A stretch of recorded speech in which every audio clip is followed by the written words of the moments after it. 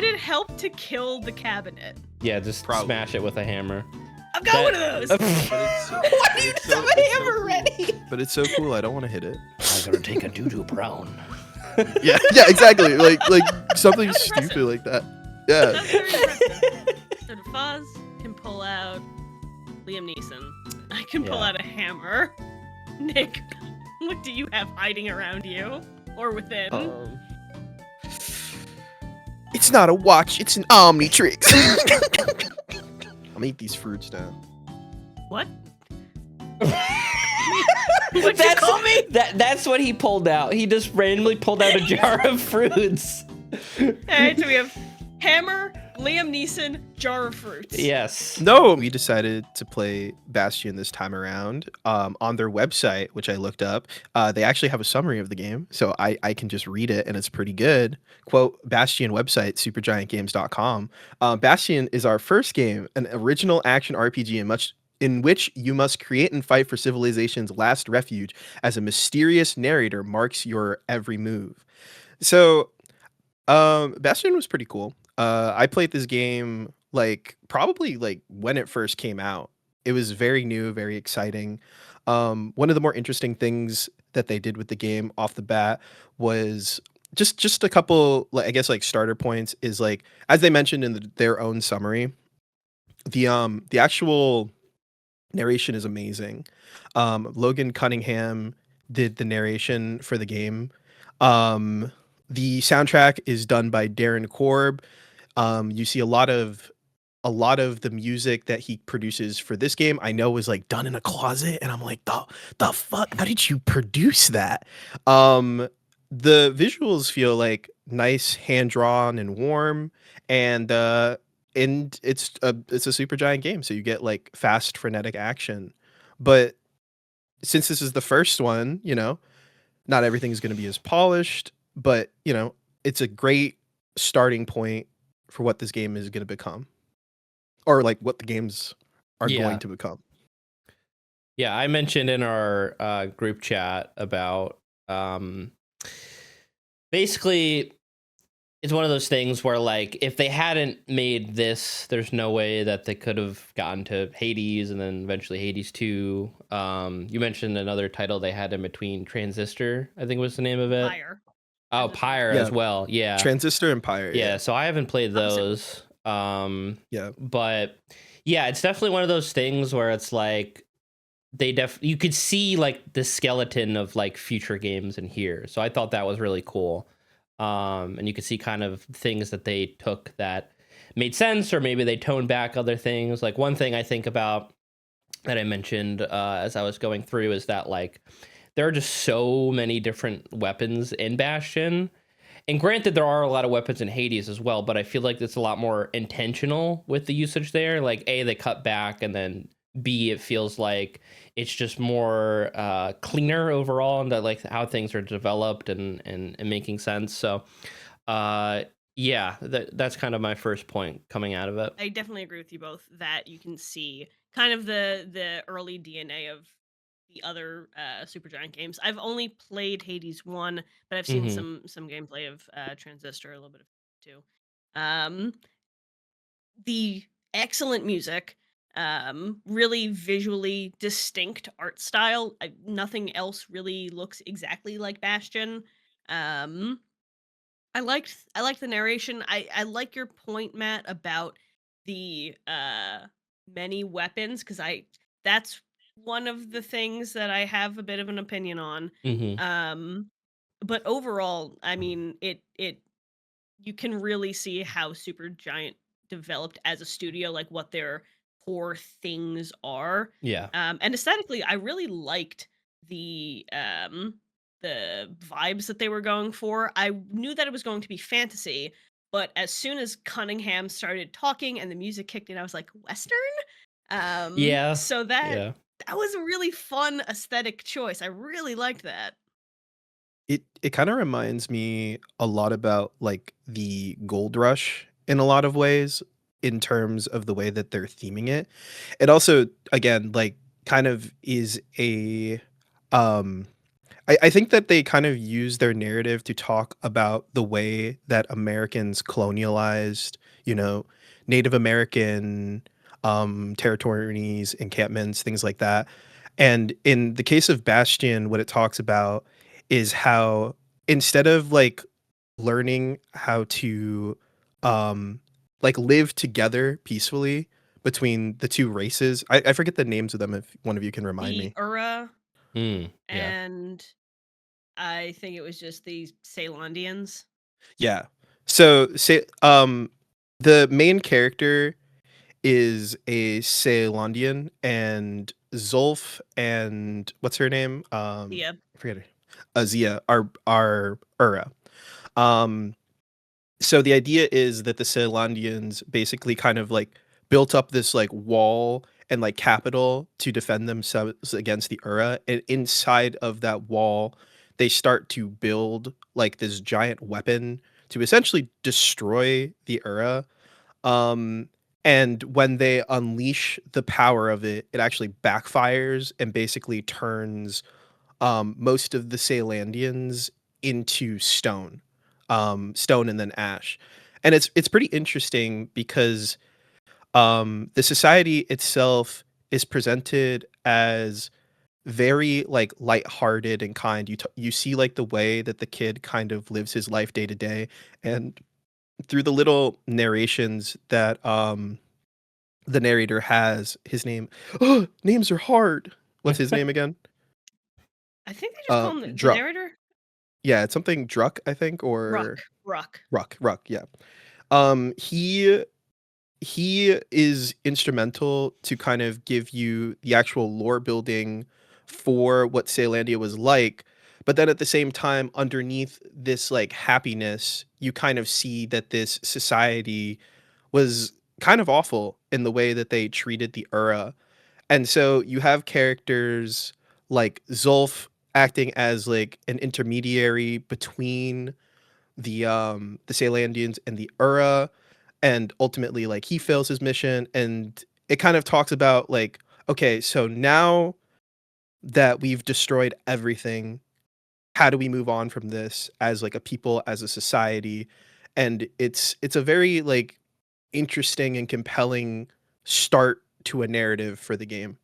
Yeah, I think that some of the world building was interesting. I appreciate a unreliable narrator a lot, and that's what we see with Ruck. Yep. Almost combined his name and Zolf's name. Yep. Um that's what we see with him, because at the throughout the beginning it's okay, yeah, we're trying to rebuild this world and that's really it.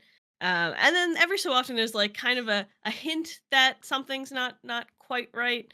And then yeah, find out that the Bastion, which has been, the Bastion is for everybody, the Bastion is for everybody. um we find out more about what caused the calamity, and it was the machine backfired, but notably, Zia's father had been forced to build it, and had made it so that if the weapon fires against the Ura, it also destroys Celandia, which was interesting.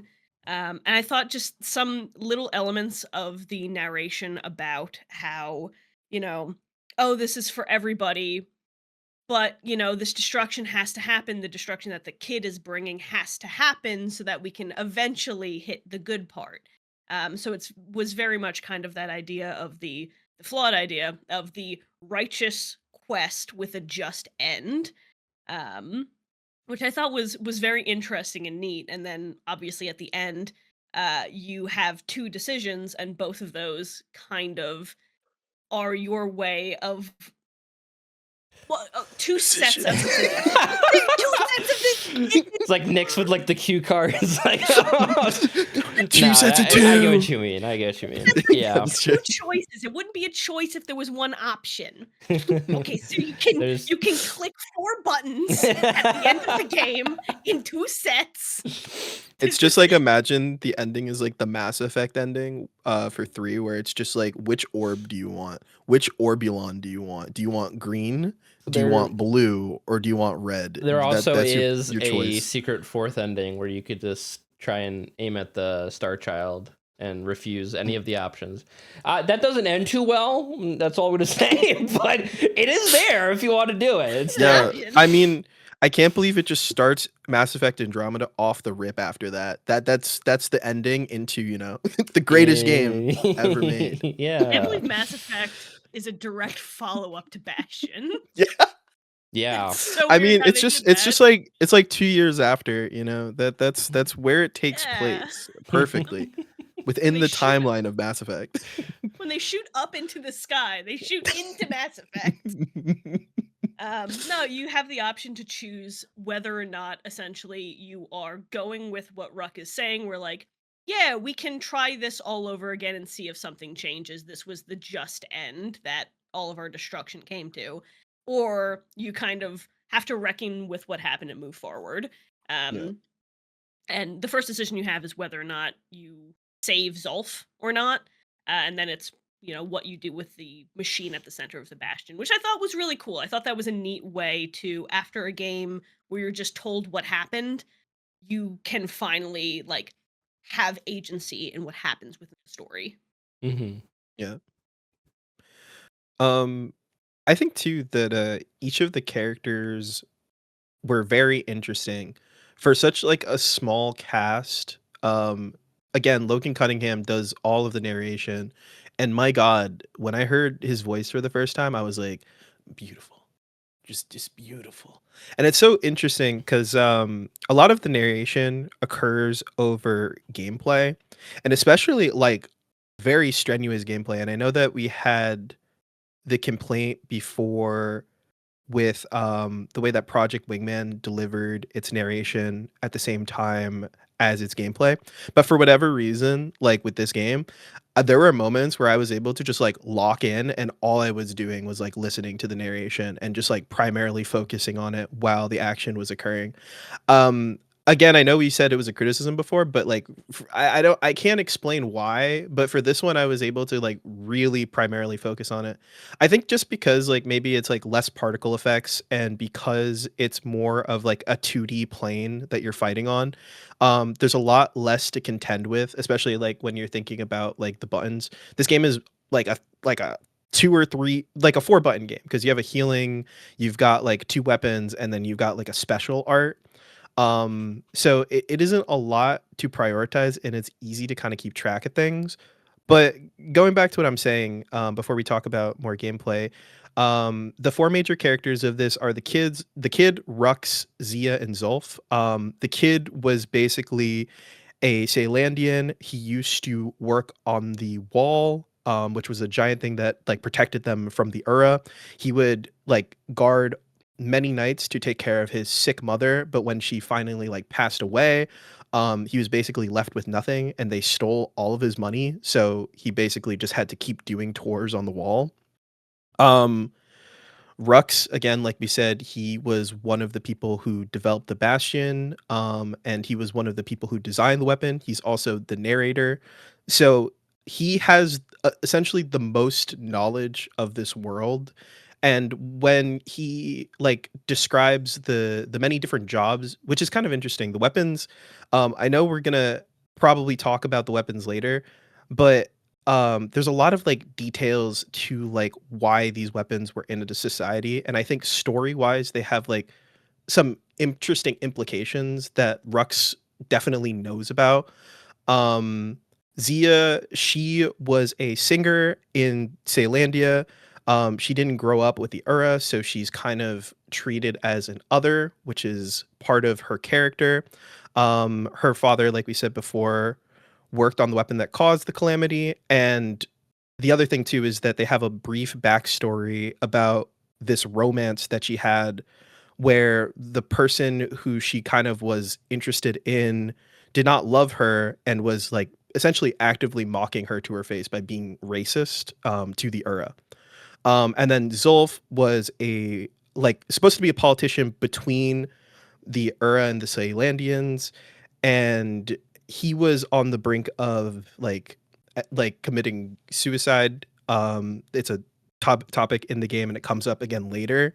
But he met this woman. She brought like life back into him, and he started to work at like trying to heal the conflicts between the Salandians and the Ura, and that doesn't end up paying off with the calamity happening. And then he finds himself, when you meet him, at the same position he was earlier in the game, where he was essentially going to end his life again.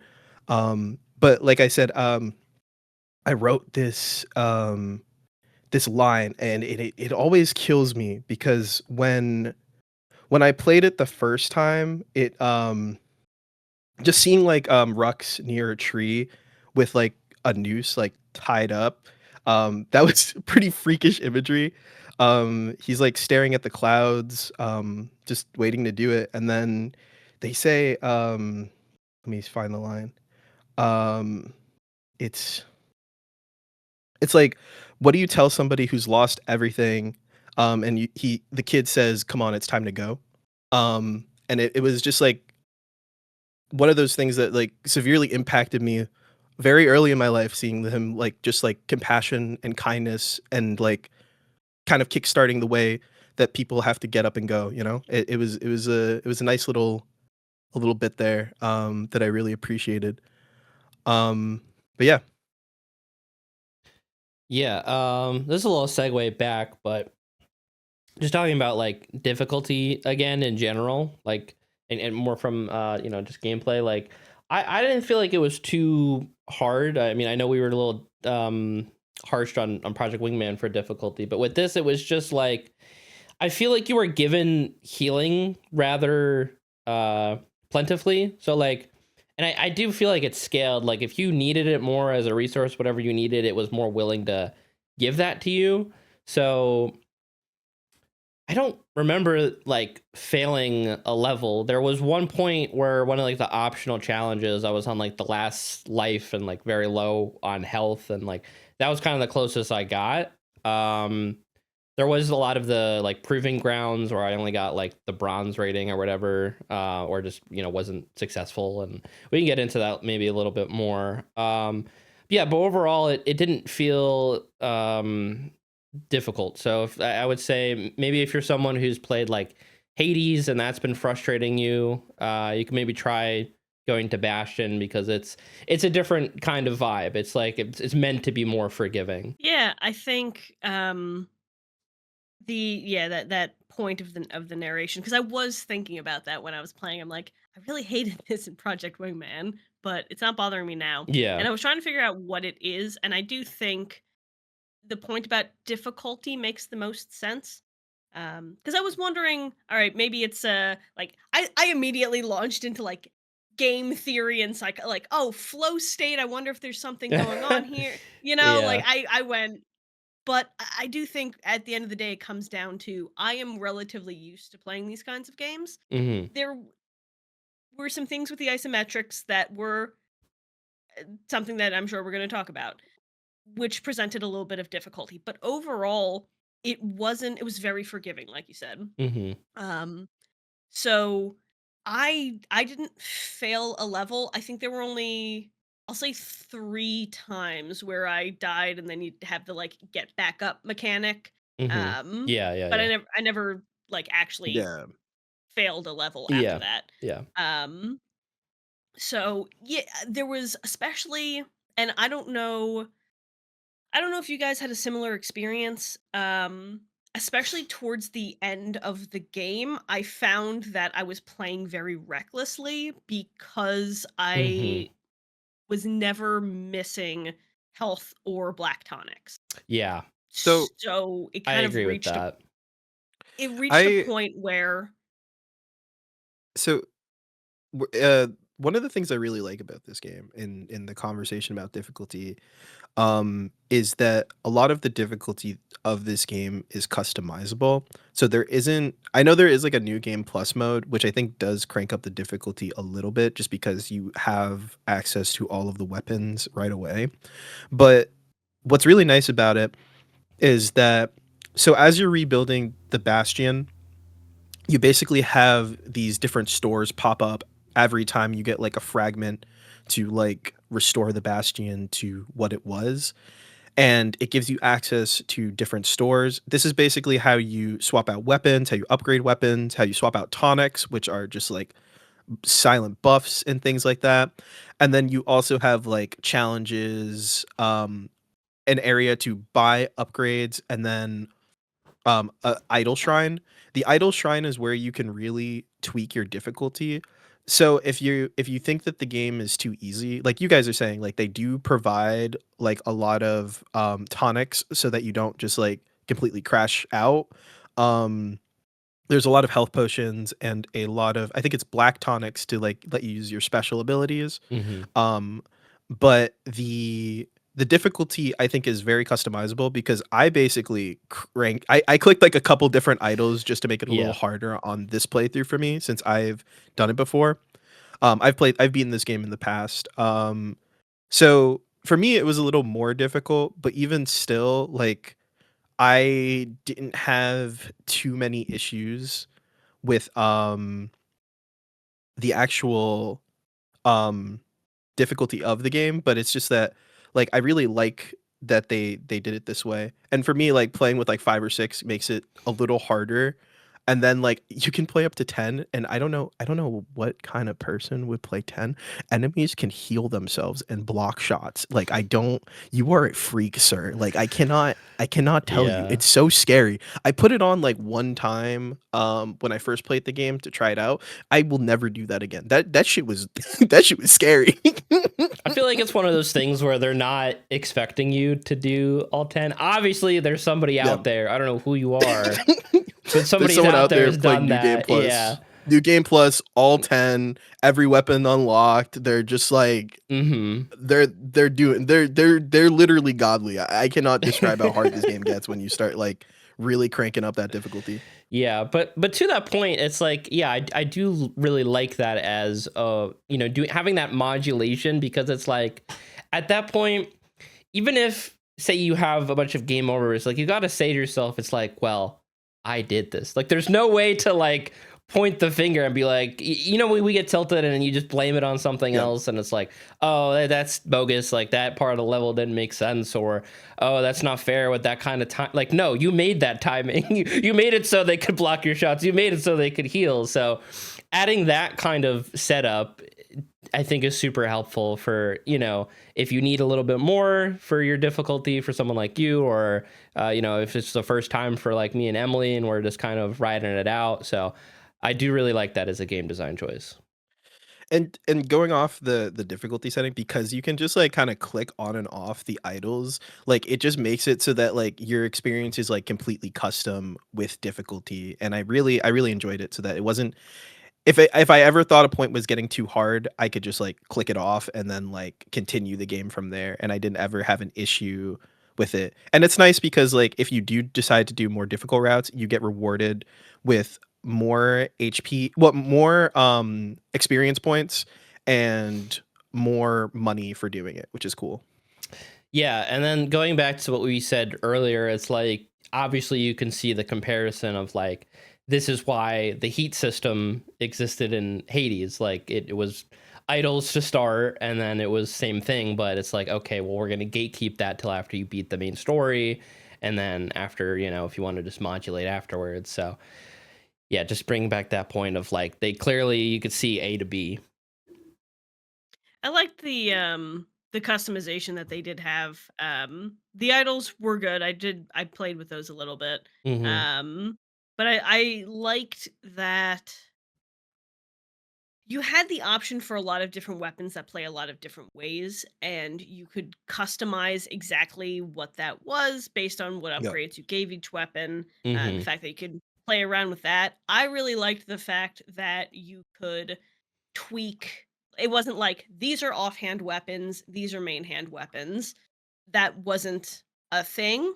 Um, so I like the fact that you couldn't have any combination of any two, which is really Yeah. nice. And it was kind of funny because again, so it's dynamic narration, so it's responding to what you're doing rather than Yeah. just, okay, here's the set things that will be said at these points. Hmm. So when I wound up ending the game with, I was using and I don't remember the exact names of the blunderbuss type thing Yeah. and the Um, mortar. Okay. the mortar. Fun. Bro, I would not touch the mortar. That was like my least favorite. Well, now and then that's what I was kind of gonna say before was I think the specific weapons that I chose also might have been a little bit of uh made it so that no one got close enough to touch me at any Yeah. Yeah, point.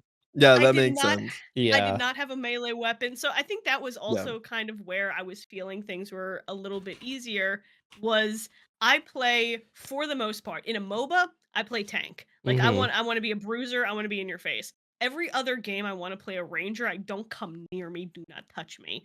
Um so I think I was experiencing a little bit of that, but when I came out of the armory, the narration was just like, well, I think it was something like, well, that's an indelicate decision or something. And I'm Yeah. like, all right, go to hell. Yeah. But I did want to I talk to think you guys that's about funny like though. what it was so funny. It was really good. I did want to ask like what weapons you guys chose. If we could talk Yeah. about the weapons a little Yeah. bit. Yeah, so for me, if I'm remembering correctly, I kind of settled on like the spear. Do you want me Um to name the weapons real quick? I I have don't it even pulled up. know. Yeah, I might need to just Yeah, pull if up you the have it So up. tab so here. the weapons list that you have is the Kale Hammer, Fang Repeater, Breaker's Bow, War Machete, Scrap Musket, Dueling Pistols, Brusher's Pike, Army Carbine, Flame Bellows, Galleon Mortar, Calamity Cannon, and the Battering Ram. Okay. I think last weapon is for the final stage only, so you Yeah. don't get to play with it for the rest of the Yeah. game. I believe it was the War Machete and the Dueling Pistols is what I landed on. Cuz I Machete remember was good. yeah. Yeah, I liked the machete because you could use it as melee, but I'm from remembering you could also chuck it. So it yeah. had that duality, which I really liked. And then the pistols, I just needed a ranged weapon, and it felt really good. And honestly, to that point, it's kind of funny because I remember I used a lot of the I think it's the carbine in Hades that's like the gun equivalent. So it's like, again, drawing that parallel, I guess it kind of makes sense that I like the pistols a lot. But yeah, that just felt natural. Like I did experiment a bit with other stuff, but basically it just felt like those were the two that were working the best for me. When I started playing the game, I was like the first time around, I think I was locked in with the Kale Hammer and the dueling pistols like you, Matt. But this time around, since I wanted a different experience, I did what Emily did and I chose two ranged weapons. But it was kind of a funny thing because what I did was I used the scrap musket because it blows back everything as like a secondary effect. And then I had the army carbine because since I had played the game before, I knew the timing of it, and I was like, all right, I can get like perfect shots every time. And if you see my gameplay footage, I'm pretty good at it. I got it pretty consistently. But I actually really did like the loadout my second time around. And he said something about for me, it's like being a marksman or like being like a hunter essentially when I picked out my weapons. It was interesting because they were talking about like how I think with the carbine, he was like he was mentioning that like if the kid could do these trials, he could be like one of the essentially police of the Salandians, which was cool. Yeah, I wanted to like the carbine because I do like that sharpshooter type Yeah, thing. Hmm. Um, it it's good. just I It's was good. impatient when I first got it with the like you have to wait for it to line up, which Yeah. Yeah. I think makes sense in terms of immersion or lore with like yeah, obviously you would have to aim and that would take Yeah. half a second. I was Hmm. just being impatient. I did have a question for actually both of you guys because you said you Yep. used the dueling pistols. Yeah. I wanted to give them a shot, and then I wound up doing the proving grounds for them, where you just go through with only the one weapon. Yeah. I was having some weird difficulty. I don't know if it was me or I don't know, but the first time I went through, I realized that I wasn't actually like I wasn't knocking out any of the targets. So I went, huh, okay, that's weird. So I tried a second time And that second time, I realized I wasn't hitting the targets. So the third time I went Mm, through, I went way far into it so that because as you're doing at least this one, the ground falls out under you, so you have to keep moving. yeah. So I gave myself as much time as possible, focused on a couple of targets, and I was hitting them. The bullets were passing what should have been an intersecting point, and they were Mm. not landing. I don't know what that was, but did you have that problem at all? For the dueling pistol, I think you're mixing the trials up by accident. I think that's for the Fang repeater. Is it the Hmm. repeater? Oh, that might have been the Yeah, repeater. because Never mind. the reason why is just because with the Fang repeater, you have to stop in place to actually shoot a bunch of shots off before you continue moving. So with the platforms falling, it's supposed to be like an additional challenge. So you can't Okay. like pivot out of it. So you basically have to wait till the last second after clearing every target to go ahead. Um, but talking about trials, I think the funniest thing about this, um, because I thought you were gonna talk about the dueling pistols one, which I found really easy I didn't do that because one, yeah. very specifically, since you can upgrade the weapons, you could take your upgrades into the trials. So if things are too hard, any of your weapons can be upgraded for like accuracy and precision and things like that. Hmm. So for example, with the dueling pistols, I essentially invalidated it because I upgraded everything all the way.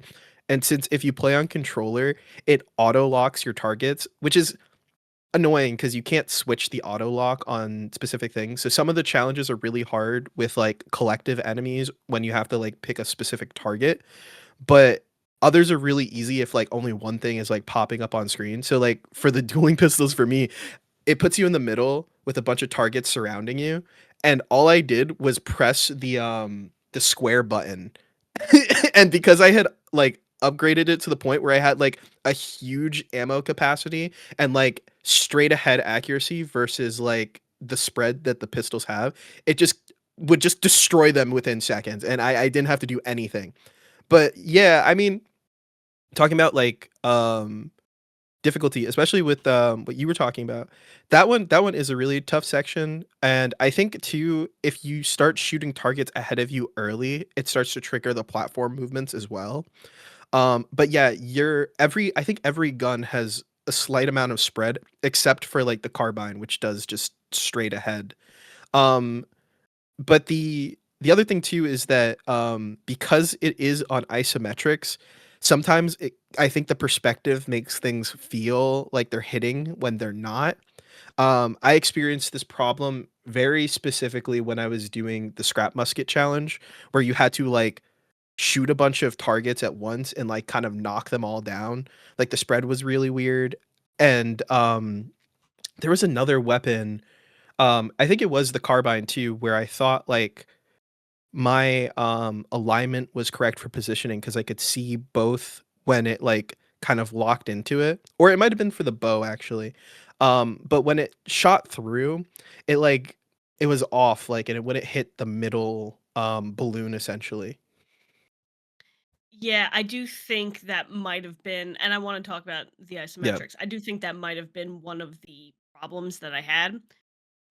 Because I like nose to the screen, I'm like, that is passing through the target. Um, and then I realized I had to, because there's the little I'm not going to call it a reticle cursor that you Yeah. have that shows where you're firing. If that was on the target but not lit up red for whatever the little hitbox in the actual target was, it would not land. So that was a little bit of a point of frustration that I never really had when I was in the actual main portion of the game. It was largely just with the trials. Every so often, though, there would be a moment, and like I said, we'll talk about the isometrics. Um, but there would be a moment where it's like, I think that landed, or I don't think that should have hit. And I guess it was just the angle.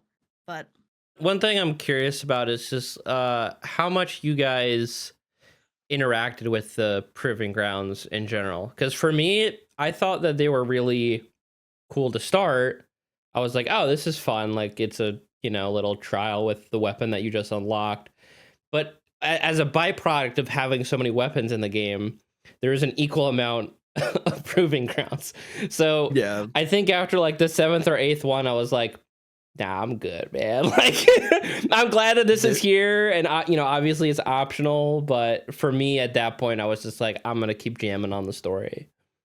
There was a point in my first playthrough where I think I did all of them. Mm-hmm. I think the worst one was the machete one. That was terrible. I hate that one because the squirts kind of go off of the platform, and since you have to like get them, like sometimes it just like you can't actually hit them, and it causes that I think proving grounds. I think it's infamous actually. I'm pretty sure I remember people talking about that one in the past. The upgrades do help because you're able to throw 3 at the same time, but because again they spread out like 1 in the middle like this and then 2 on the sides, and it's not like in an even wave. It sometimes you just miss them, and it made me very irritated. But this time around when I played it, I didn't do all the trials because like really the reward for trials is just upgrade materials and a ultimate attack. So what I would do is, if there's a certain point where like you stop getting upgrade materials for weapons because you're supposed to be doing these proving trials to actually upgrade your weapons. If you map out like which proving trials you actually have to do for the weapons that you need, that's the only time I would do proving grounds, was just to unlock like materials for the carbine and for the musket. That was it. Yeah, I did the machete one, which was, as Nick said, annoying as hell. It's terrible. I It's did pretty terrible. so I did pretty well at first, and then when there were like, I don't know, 10 of them left and they just kept running away like almost off screen, I did not know what to do. I had to wait. I like hid in the middle and waited for them to like get cozy again and then attacked them. So I felt Yeah. like a Yeah. nut. I did It's a that one time really trial too. That sucks. that was bad. Yeah. And then I did the repeater pistol, which then turned into an experiment of, again, my face pressed against the screen of, do I know what an angle is? So Yeah. that's really all I did. I will also say, I will own up, I'm the reason why it took us so long in between them finishing the game and this conversation. So I was trying to blitz through. Really, all I did was the actual main story, and then I did those memories. Because Yeah. there was some really good crunchy story bits in there. Yeah. Yeah. And Yeah, then those were good. I know, Nick, you want to talk about Hades. I do want to Yeah. plant a seed. Go ahead. Go To ahead. talk Plant about, as many seeds as you want, dude. and I say this because I think it might be relevant to what you're gonna say. Yeah. It's The fine. number of weapons and the way in which they are introduced. Mhm. I don't know if that's related to where you're going. Well, so what I wanted to talk about with Hades real quick was so there's 2 different things. One thing that I like about Hades is I feel like with Bastion, there's a lot of weapons. They're very interesting lore-wise, but functionally, a lot of them do exactly the same thing as other weapons, and you don't really need them. So, for example, right, the army carbine is basically like an upgrade of the breaker's bow. So there's no really good reason to have both of them in your game because they do essentially the same thing. Um, and it's like that too with like the Fang repeater. You have the dueling pistols, and so like they do the same thing, but the dueling pistols are a little bit better because then you can move while you're using them versus the Fang repeater where you're kind of stuck in place. And like I said, I think that like lore wise they're interesting, and I always like to hear like during the trials what this weapon was used for, how it functions. But when it comes to actual execution, since a lot of them play the same, I felt like some of the weapon experimentation was like, oh, maybe I'll use this one, maybe I won't. But a lot of the time, like if there was just like a strictly better version of a weapon, I would just end up using that. And the what I was gonna say too was that since we're talking about weapons and I had mentioned weapon upgrades, the upgrades are really interesting because it isn't just like a straight damage buff. When you go with upgrade materials, you actually get two options for how you want your weapon to function. So weapons within the game can have a bit more customization, and I think that's kind of where it is, where like say that the carbine and the bow function similarly. With the actual customization, that's where you kind of get the diversity in terms of gameplay, because when you start messing around with like the loadouts, um you can use only specific ults with weapons. So if there's an ult that you really like, it might be tied to a specific weapon, so you can't use it unless you have that within your inventory. And then also with the upgrades, you're able to kind of create a specific niche in which your weapon starts to apply differently. But from the outset, like, it doesn't really feel very different until you get into those upgrades. Um, and that's kind of like where I think I prefer Hades a bit more, because you start out with like, I think like six or seven weapons. Matt, is that correct? I'm trying to remember if you get all of them at the same time or there's a few. Yeah, It's definitely not at the like, same time. yeah, there's definitely like a lot of progression with the weapons still, even if you get all of them at the same time, because it's like you're unlocking different forms and everything, Yeah, and that's like you get overall it's just over a lot more gameplay as yeah. opposed to Bastion, where it's kind of just like every other level or a few levels you're getting something new. Yeah, you get 6 weapons within, the first Hades game, and I like them a lot more because everything feels a lot more focused, Mhm. in terms of gameplay, and each weapon does feel distinct. Like, the fists do not feel the same as the sword, Yeah. and then from there, you get, like, additional customization. So, like, since we're talking about, like, Bastion as a starting point and Hades 2 as, like, the current, you could see, like, where they start to, like, um kind of like start to fix certain design quirks that they had initially. So like with Hades, Hades has a more streamlined way of doing weapons, and then you get like the weapon upgrades later to have your weapons function a little differently. I remember like using the fists, but then I got the magnet fists, which is just like a straight upgrade to it. But I think that's a more interesting way of doing it instead of having like repeat weapons, because like you could just say that this is the bow, but then this is the ultra bow, and it does something a little different, and that would probably work better than just straight up having a different weapon. Yeah, and it's like there's almost a point to be made where it's like you need to have all 18 or however many weapons in a game first to then know which, 5 or 6 are really like these are kind of the core that like, make sense to really have and need to have different play styles work. So I totally think it makes sense that they had a lot to start, because it's better to have too much and trim than like not have enough and feel like the loop is stale. Yeah. Yeah, I think it's nice to have those options. Now I just want to play Hades again because I really liked the. I played the Shield. I loved the Yeah. Shield patch. That was Yeah. so good. Yeah. Um, yeah, I think I liked the fact that there were a lot of options in Bastion. I liked the fact that, like Nick said, there's a lot of lore behind them. Like I liked hearing about the Breakers. They were kind of, like those that ranger class of folks braving the wild and all that. I thought that was cool. Mhm. Um, but the thing that every time it happened, I'll be honest, frustrated me just a little bit was when I would have something that I was working with that I was enjoying, and you get I back to know. the Bastion, you just upgrade it, you want to play around with those upgrades, and you go to your next area, and it immediately gives you a new weapon. Yeah. I Yeah. wish I had the option to say, "Not right now, game. Yeah. I'll play with that toy What do you later." mean? You want to play with the flame bellows right now? Yeah. The Okay. I do not I want will to play with the defend. flame bellows Yeah, right I was gonna now. say I think I can defend every weapon they do it for, other than the flame bellows. I think the flame bellows is like the worst one that they do it with, and I'm like, I don't want to play with this at Yeah. all. But And here's my good. thing, because I'm of two minds with it. Because on one hand, it did frustrate me every single time. But on the other hand, I see why they did it.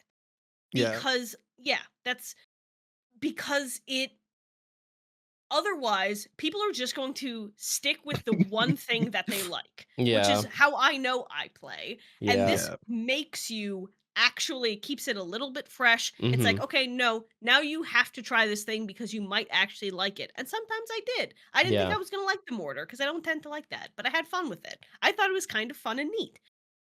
So I understand that. It was just I wish there was either maybe a little bit time it a little bit differently into that particular level Yeah. instead Yeah. of like, "Oh, I'm starting to like these upgrades that I made. Just a taste. No, no. Now it's time for the flame bellows." The I think okay, so in defense of Bastion, a lot of the sections where they introduce a weapon, they'll also give you an armory right after. So they'll Yeah. Yes. introduce you Yeah. for a short section and then they'll give it to you after. The one thing that I hate is that if it should let you choose which weapon you're replacing because sometimes it would replace a weapon where I had an ult on it and Mhm. because it did that, I lost my fucking ult and in some of the more like in some of the harder sections that can be like life or death and it really bugged me when that happened.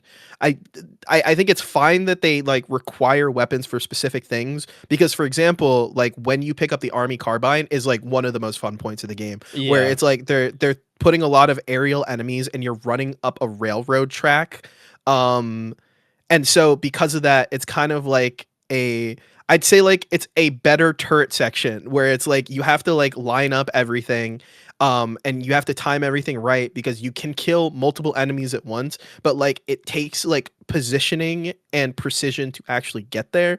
And I'm like, "Oh, peak gaming moment right now." And I'm glad they made me use the carbine but for things like for example like we were talking like the flaming bellows no, no, I don't want to use this weapon. Yeah. I don't care if it clears out forests. My hammer can also do that. And to that point, it's like sometimes, yeah, they're like force feeding you that weapon, but it's only because like the design that they have in that bit is obviously for that. Whereas if like you just stuck with 2 melee weapons and there's all these ranged enemies now, like you're kind of boned, buddy. Like good luck, Yeah. you know. Good luck, G. So it is, good. And to I was just gonna echo what Nick said about how even if then you're forced for it for that short section, like I did find that the armory came pretty quick. And then I was almost like, all right, well, I should just like, I feel like that's kind of what led me into doing the dueling pistols because I didn't ever want to be like caught with my pants down and be like, okay, I can't really like beat this enemy right now. So I always need at least one range thing. But yeah, I didn't find it too difficult in terms of, or too frustrating of being given a weapon. But yes, more choice and more agency for the player. I think there's always an argument there for that. Yeah, and to be clear, I am not saying that I do not think they should have done it at all. Yeah.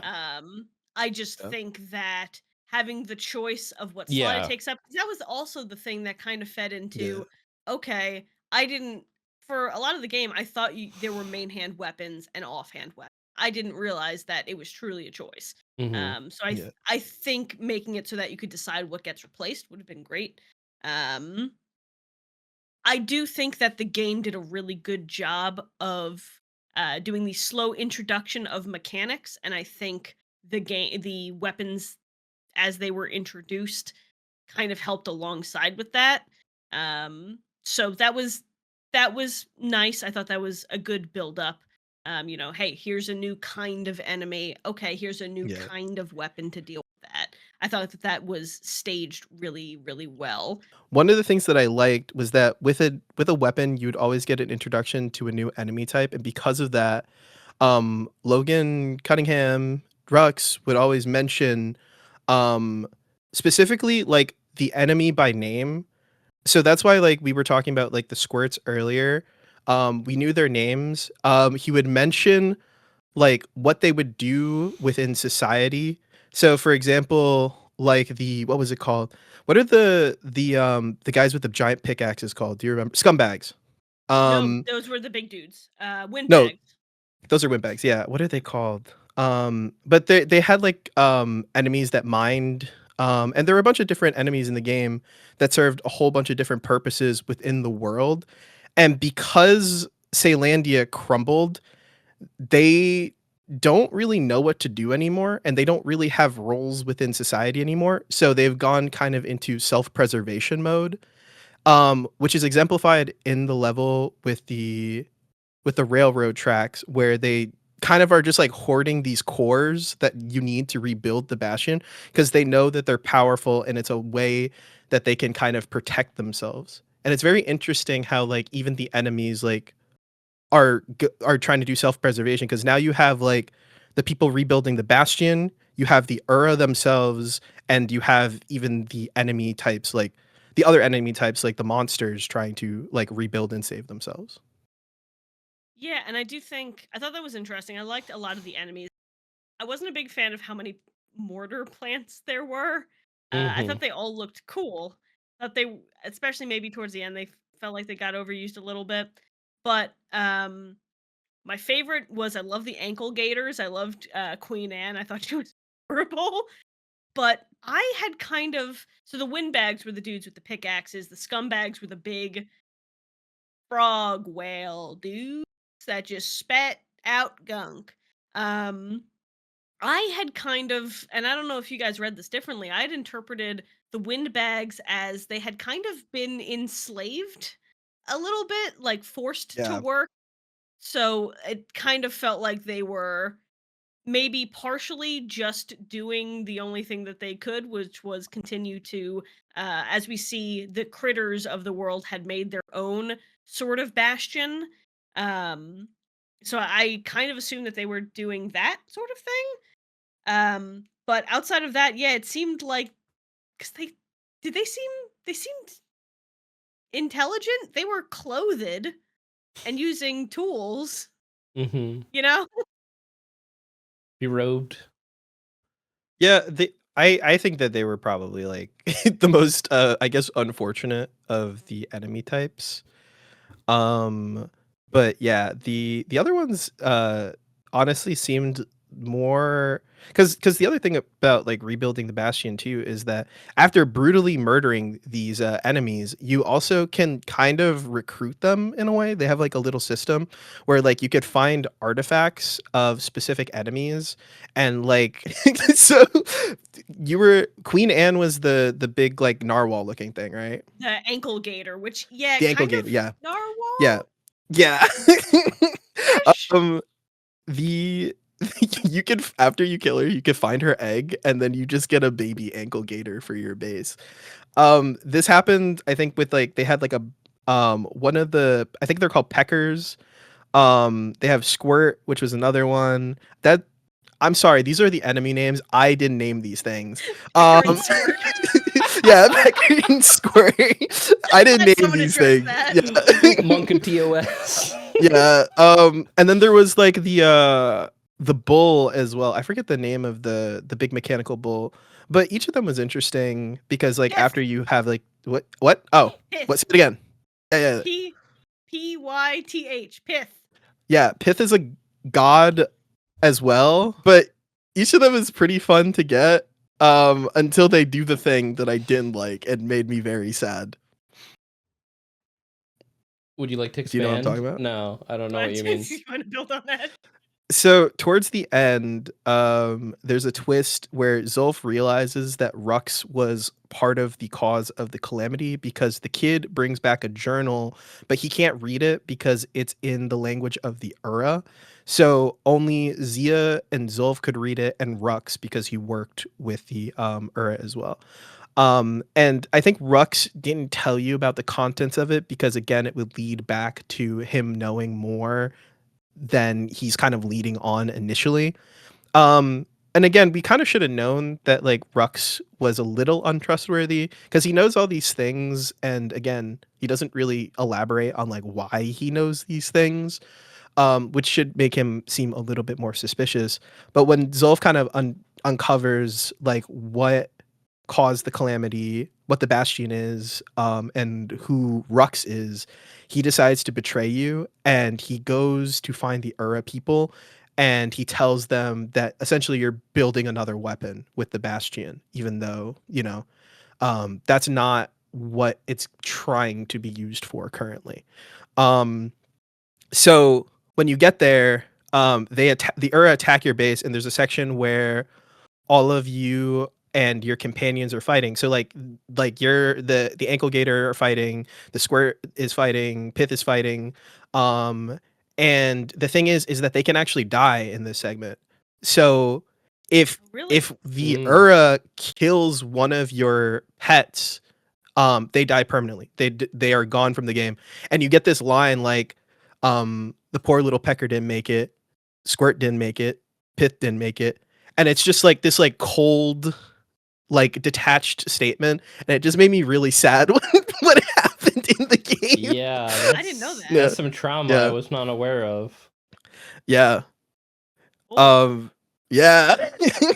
Oh, I was not trying to help. I Yeah. was like, oh yeah, the NPCs got it. They'll be fine. Yeah. Oh. No. Because I thought you were gonna say Nope. like you didn't like fighting the Ura in like the latter half. I thought that's where you were going with the point, but I didn't know. The Ura are a challenge, but that made me upset because it's like the Yeah. Ura are kind of the Ura are like a tough end game enemy. They have a lot of HP and they can't like and they're pretty hard to like reflect or stagger. So like you really have to kind of be on your game with them, and they start introducing them in waves of like 3 or 4. So it becomes really hard to deal with them. And in that section, since they spam a bunch of them and like your companions are supposed to kind of take care of them or like at least stall them out, um it's not a hard section, but like after you realize that like your companions can die in it, because I don't Yeah. think initially you have that context, because you're like, oh, they're my companions, they'll be okay after this. No, they can just get straight up killed. And it kind of adds to that idea of Zulf's betrayal, because he told the Ura about the Bastion, and now like something is actually being taken away from you as a player who's kind of like collected these companions, which I thought was really neat. Yeah, I mean, it's Yeah, definitely a I- good way to. Sorry, it's definitely a no. good way just to introduce stakes. Is all I was gonna say, and really have like emotional impact to the events. But go ahead. No, I think that's a good point. Especially since this is how I'm finding out that was an Yeah. option. Yeah. Yeah. And the entire time I was like, part of the part of the thing was I felt like I didn't have any stakes, and realizing that they were there and I just didn't notice. No, I didn't. I Um, didn't notice this the first time. Like, yeah, no. But I will say the one thing that I did notice playing, when they start to introduce the Ura as enemies, when you kill an Ura, they stay. Their body yeah, stays. When you kill anything else, it fades away and whatnot. Mm-hmm. When you kill a person, that body is there, and I liked that a lot. I thought that was a really good choice. Yeah, I mean, definitely, it's same thing. It shows that your actions as the player have real weight and meaning, which is really the like whole point of everything. If it doesn't feel Yeah. like what you're doing has any merit, then like why are you even doing it? Yeah. And I guess to bring us kind of to the logical conclusion here, the ending, the choices that we have at the end. The first one is when essentially the Ur are like, "Hey, Zulf, you brought this tiny atom bomb child to our home who's killing the hell out of us." That's such a great way to describe it. By the way. Yeah. Like, out of context, it's like, okay, so this little ass child is doing genocide on these people, kind of, and he's capable of it. But no, like actually, like Zulf pissed off this kid who has access to basically semi-nuclear technology and is coming for his revenge. So you find them, the other Ura, like beating the hell out of Zulf, and you have the option. At this point, you're carrying this huge battering ram, which has you can only carry it, you can only use it, you can't jump, you can't run, you walk slow. It feels weighty, it feels good. Yeah. And you have the option to either drop the battering ram, be defenseless, but get Zulf out of there, rescue Zulf, or to leave Zulf to whatever fate he winds up with, and then continue to carry your weapon. Spoiler alert for this game, as if that hasn't happened already. if you are carrying Zolf, then at first you're getting shot at and there's nothing you can do. But then the Urus stop attacking you and just kind of silently watch you as you leave the area, which I thought was really Yeah. neat. Or if you're carrying the battering ram, then you have to kill all of them. You have to do combat. And I thought that was a really interesting. Again, that's the two decisions, but I thought that was really neat. I wanted to know how you guys handled it. Unfortunately for this episode, I had to record all 4 endings, so you will probably see them at some point, meaning I had to do that section 4 times. So it's really cool on the first time, but doing it the 4th time, not so fun. Yeah, I mean, that's Just because you're really fair. slow, but it Mhm. means it means more when like you do it the first time, and I think it's a good scene. But when you record it 4 times for footage, and you're moving at like not even a mile per minute, like you can, Yeah, it's a little painful. Yeah, that's fair. for me, I dropped the RAM and I saved him, and then Yeah, it, like you said, it was interesting how, they're shooting at you at first and then stop. So again, there's intention there. Um, yeah, go ahead, Nick.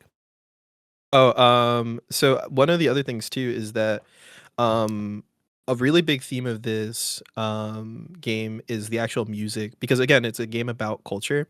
So the both Zia and Zulf have a song tied to their character, and it helps with the world building of the actual game. So for like Zia, it's what is it? You build a wall, I Build dig a that wall, I hole. think it's Yeah, called. build that wall. Yeah. Yeah. And so it's the idea of that, like, I guess like her culture is going to continue despite like oppression. Like no matter what you do, like that will continue to live on. And it kind of works with Zia because again, she might be like an outsider, but she's still carrying parts of her culture with her. And with Zolf, it's setting sail, that he's like coming home. It's like a homecoming song, even though it's very depressing. Um the only way you can hear setting sail though is if you save Zolf. If you decide to let him die, you miss that portion of it. And I think that was really neat. I thought that was a really cool thing that I wouldn't have noticed unless I did both endings. But it's very sentimental when he's like, the song is very like, I guess like downtrodden, and it's a slower tempo. And it's cool because it's like it's it's almost like a defeat and a victory at the same time. I can't describe it. Um, it's like he's finally coming back to the Bastion. But it's very pretty, and again, Darren Korb's voice on it has always stuck with me, even through the Imagine Dragons set where he performed it live with Ashley Barrett, who's the voice actress for Zia's song. Um, it was the best part of the show, and then Imagine Dragons. First things first. That was the Arcane theme. That's the one. Yeah. Yeah, I mean, in general, the music was just like really, really good. I know we did mention Yeah. it earlier and we're just talking about it now, but I feel like there's video game music is like always so good, but there's something about them having lyrics in this which I think stands out because you don't get that often with video game music. It's often just like a combat theme or this level's theme or for whatever your environment. So um having actual lyrics be heard, I feel like made it stick more in my head in terms of just like remembering emotions and just vibing with it overall. Yeah, and I think I agree with both of you guys. I think also the music had such a like the whole game is very haunting, very like bittersweet. Mhm. Um Yeah. and I think the music really did a great job of driving that home. Again, the it's sort of like and I'm less well versed in particular genre. I think fall music sort of. Yeah, it's a combination of a few different genres. Because he mentioned, I think he mentioned it on Twitter like a while ago, talking about like Hades music. He was like, it's like Mm. Halloween music and like Greek music, like mixed into one, like something crazy like that. But Yeah, a lot of, I think, folk and country overtones to like very industrial or like mechanical beats is like the best way to kind of describe it. A lot of the music sounds like that. Yeah, yeah, and that feels correct. And yeah, just like the tonal quality of it, the lyrics, the way the lyrics are sung, it feels haunting was just the word that I kept coming up with. And that I think matches so well with the tone of what the game is, life has been not wiped out but deeply deeply changed, and things are lost and things are not going back to what they are. Well, depending on your decision at the end. Yeah. Um, but for most of the game, that's your understanding is that this is what we have now. So it feels heavily of loss, but also of hope. And I thought that the music matched the tone of the game so well. They really fed into each other. The characters that you meet as well, their background, all of that, I think played really, really well together to build a really grounded and interesting story and world. So Um, yeah. this game has 4 different endings. 2 endings, if like 2 and 2, like we were saying, the 2 decisions that you make are basically saving or leaving Zulf, um, and then either restarting the Bastion or moving forward. Um, which is really interesting. So if you if you decide to do either of the cutscenes, well, if you decide to move forward and don't take Zulf, he will not appear in the final cutscene of the game. Very fun fact.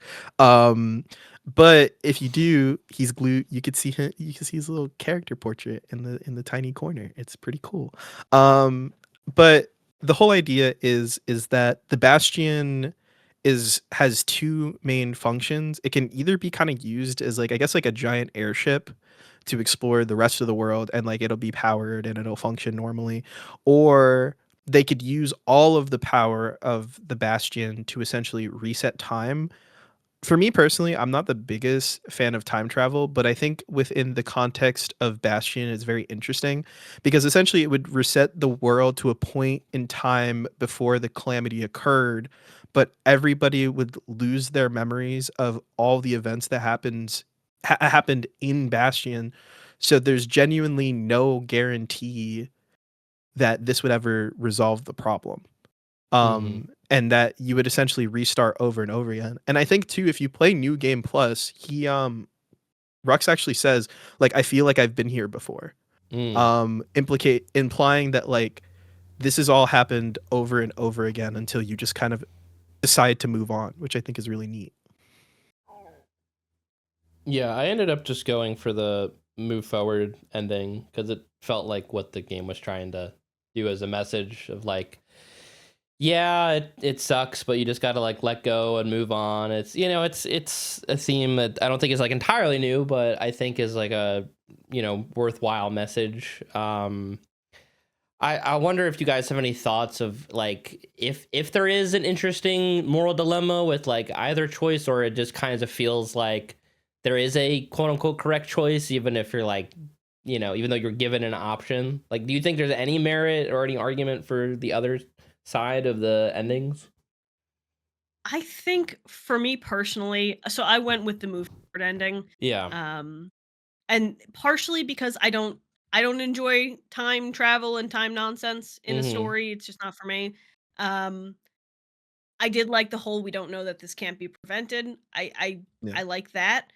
But for me personally, I think there's something really depressing about constantly going back in the hopes that you can change the past Yeah. when there's no guarantee of that, as opposed to I think there's more hope to be found in moving on instead of making the rest of your life this same stagnant loop. Mm-hmm. So in my head, guess I thought I was choosing the hopeful ending, even if everybody who died stays dead, but they are at rest and they don't have to die X number of times all over Yeah, again. definitely.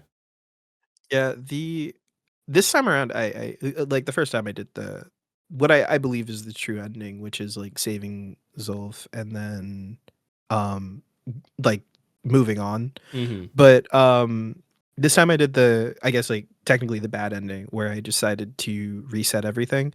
And it reminded me of, I think I forget the name of the writer, but I think the writer for Cheers said he would never make like a sequel series because if like Cheers kept going, it would be really depressing if these characters were still having these same issues in a bar after all these years. And it's kind of the same way I feel about Bastion, where it's like Mhm. if you decide to do that ending, all these people are enjoying themselves or not really. Like they don't solve any of the problems and it's just like they're going back and they're going to relive the same nightmare like over and over and over again. Like for example, in the ending they show you like Zolf dancing with his wife, but there's going to be a period of time where the calamity is going to happen again and the tragedy that he suffered is going to happen all over again, Mhm. and he's going to end up again like back at the tree where you find him, and it's such a horrible thing since there's no guarantee, like you don't know what's going to happen. So these are the types of questions you start like asking yourself about, like if we go back and we try to relive our lives with no guarantees that things are going to be corrected or fixed because there's no way to send like a message or a thing, like will this second go around, like will these people be okay? And there's no guarantee of that past the calamity. Like the kid might die, you don't know that. The kid might turn into a rock too. Like both Rux and him could end up like, falling under that whole thing. So I mean, I think the implication of the game is that events would happen the same exact way that they did. Yeah. But if you think about it any deeper, like if things did change and these circumstances just like changed slightly, like would these characters like live, would they survive this kind of thing? And I'm not sure if that would be the case. It's kind of scary. Like it's not a definitive or Mhm. like a good answer because again, like you're going back to again another society that is prejudice. Like the Ur and the Caelandians have a prejudice. Well, not the. I don't think the Ura does. The Caelandians have a prejudice against the Ura, and it's just like that won't change. That won't resolve. And if the Bastion is successful, like say that they do cause the calamity, but it happens to the Ura, then you have like a genocide on your hands. All these different implications come into play if you like think about um going back in time and like going about it that way. It doesn't solve any of the problems that had existed in society. And only by like moving forward and kind of learning from the mistakes of the previous people can you build a better and new society based on understanding. And I think the whole point of that ending scene with Zolf is that, the Ura thought that the Caelandians were evil people because they were, but the kid is showing that he is trying to be different and he's trying to be better than the people of the past by carrying Zolf over his shoulder. It's this kind of change in perspective that I really appreciate about the ending of Bastion, and it doesn't feel right to essentially like go back in time. And Mhm. those are the thoughts I kind of had when I was like playing the ending of that game. Totally, yeah. Um, I think we're at a pretty good point now. So if we want to hop into kind of closing remarks and if we feel like we'd recommend this to somebody. Um, for me, I've played I guess yeah, 2 games from Supergiant now. And I feel like my major point is like I think that there is a lot of again merit to playing this if kind of seeing like where Supergiant started and then how they got to where they are now because of decisions, and how they've learned and grown as a dev team. So I think it's really cool to see the start of something and how eventually it evolves. I thought overall the gameplay was very fun. Um, it is rather short, so always keep that in mind. We try to play things pretty quick on this podcast, so if you need something just to kind of fill like a gap of a quicker game, a quicker win in your backlog, I think that's another plus for it. And then again, what I said about difficulty in general. So if say you're someone that's tried out Hades and it's just really difficult, but you're really into like the kind of core, almost like Nick used the word frenetic, which I think was really apt. Like if you're into that kind of gameplay, but it just seems like Hades is being really difficult for you, this is a great option of something that is much more low key. You could always turn up the difficulty later if you feel like you're at that point. But yeah, I mean, it could be your segue into kind of that whole genre as a whole. So that's what I got. Yeah, I think for me, I really liked this. I liked the story, the music, the art. Um, the gameplay was fun. I enjoyed pretty much every aspect of it. The like any gripes that I had were very small and frankly mostly personal things.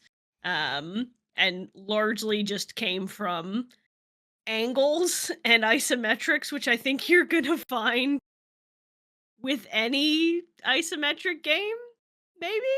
But no, it was like our whole thing is like short, sweet games. This was great. I will be listening to the soundtrack, divorced from playing the game. The only other times I've done that have been with my favorite game, Guild Wars 2, the Halo main theme, which I still think fucks, and the closing song of Turnip Boy Commits Tax Evasion. It's a good You've one. been That's listening to that? it's a good fucking song. It was a bop, So yeah, it's honestly. great. It's in my liked songs on Spotify. Yeah. Great. It's good. Build That Wall is gonna go there too. Yeah. So yeah, highly recommend. It was great. Uh, yeah, I played this game years ago when it came out, and coming back to it now is kind of a neat perspective. I like how I guess like my worldview have changed, and I feel like the first time I was just trying to get through the game, and the second time I was like really paying attention and trying to listen to the story and the narrative. I think this is a great piece of storytelling in general. I wish a lot of games could do storytelling in the same way as Bastion, but at the same time, I think it's very unique in that regard. So I don't really want other games to do it, but maybe it'd be cool. But like you said, I think that the only issues I have are because of the isometric angle. It could be a little tricky sometimes for your footing, and sometimes it could be like needlessly punishing, where there's a lot of like enemies or there's like holes that you can't really see or adjust for, and you end up taking a lot of damage because you fall. Also, when you fall, since like there's nothing in the ground, you basically loop around and then you slam back into the platform, which is Yeah. hilarious. I always love that like splat when you hit He's back on the face ground. down. Mhm. Yeah. It again, funny enough, like you could fix that issue later because you get like another tonic that lets you negate damage from that, but it's a little tricky, and I wish the game was a little bit more forgiving in that regard. But yeah, it's a great starting point for what Supergiant games have kind of released, and I think that over time they've kind of gotten better and better and more refined as things went. But this game and Transistor, I think, will always kind of have my favorite story out of all of the Supergiant games, even if I think that overall, in terms of like gameplay and actual tweaking, their most latest releases are more my speed when it comes to like gaming. But like I said, story wise, I think this kind of has it. It kind of nails it for me. And it's always like really sad and touching to see. Also, the ending, speaking about the ending theme, they do this cool thing where they actually mix the two songs at the end, and you're like, oh, this is cool. I have to ask because we've talked a lot about Hades and we've talked a little bit about Transistor. Have you, either of you guys played Pyre? I have. I have it. I have have it. it. I played a little bit, but I haven't touched it too much because Pyre's so interesting because it's like not it's like soccer, right? Like it's like a I one don't know per anything about there, it. there Yeah. was supposed okay, so fun fact for you, there was supposed to be tournaments for Pyre, I'm pretty sure. Like it was Oh. supposed to be like a multiplayer thing at some point. I'm pretty sure. I might just be talking out of my ass, but I don't think it ever took off. But I think that there was like, oh, if they like the core gameplay, we might do like Mm, a multiplayer thing with this. And I don't think a lot of people ended up liking Pyre as much because they had been kind of used to like the combat of like Transistor and Bastion already. And I think like gotcha. Hades is kind of like a return to form in terms of like that combat system. That's fair. I Curious. mean, Yeah. devs, want to try other things. Like, you could be really good at making like hack and slash games with modular weapons, but sometimes like maybe you want to change things up. So I don't blame them for going in a different direction. And Yeah, then just go ahead. it's neat that they decided that they were gonna do like a sequel to Hades, like Hades 2. But I kind of wish that it wasn't Hades 2. I would have liked a sequel to maybe like Transistor for sure. But it's interesting. Like I hope that they go back and do more sequels for some of their older titles. Yeah, it could be fun bringing it Yeah. back. Cool. All right. Well, that's going to be it for this save state session. Thanks for joining us as always. If you want to check out any of our other episodes, we have quite a few at this point. This wasn't enough yapping about a game for you. So yeah, feel free to check those out. And until then, we'll see you next time. Boy.